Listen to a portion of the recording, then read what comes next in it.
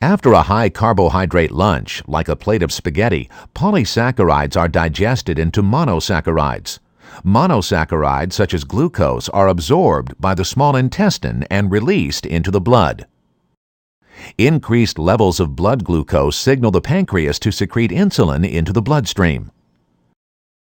Insulin promotes the uptake of glucose by most cells of the body.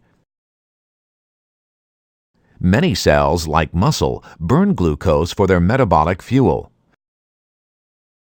Fat cells in adipose tissue use glucose to make fat. Liver cells convert glucose to glycogen and fat. As the afternoon passes, the cells continue to take up glucose, and blood glucose levels decrease.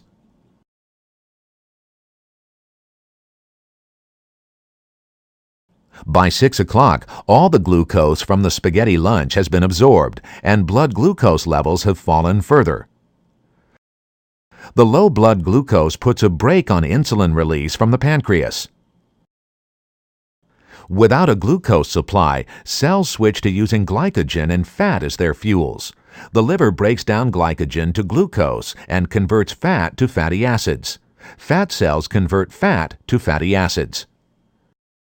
These fatty acids are used by other body cells as fuel in place of glucose. The glucose released from the liver is reserved for nerve cells, which require a constant supply.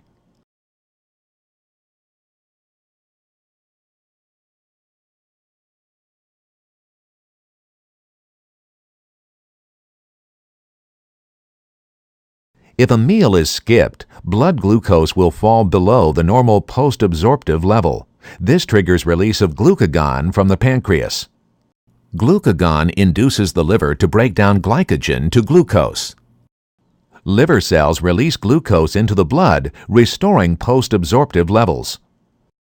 Without the signal from very low blood glucose levels, the pancreas stops secreting glucagon and the cycle is complete.